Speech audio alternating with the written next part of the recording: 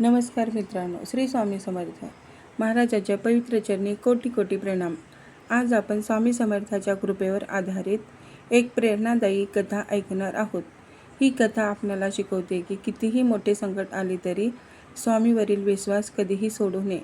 एका छोट्याशा गावात एक रामू नावाचा शेतकरी राहत होता। तो प्रामाणिक, मेहनती आणि देवभक्त होता। रोज सकाळी उठून तो प्रथम स्वामी समर्थाचे नामस्मरण करायचा आणि मग शेतात कामाला जायचा।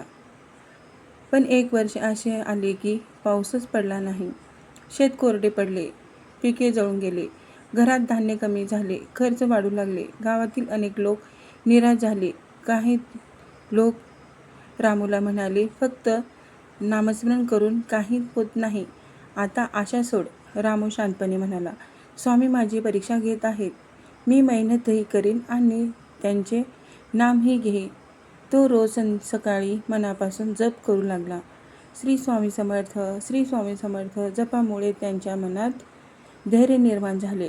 निराशाच्या काळातही त्यांनी प्रयत्न सोडले नाहीत। हे ऐकून साधू श्रीमंत हास्य करू लागला। मित्रांनो, पुढे काय झाले?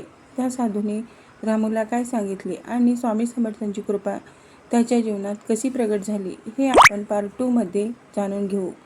तोपर्यंत सर्वांनी मनापासून म्हणा, श्री स्वामी समर्थ। जर हा व्हिडिओ तुम्हाला आवडला असेल तर लाईक करा, शेअर करा आणि चॅनलला सबस्क्राईब करा। श्री स्वामी समर्थ।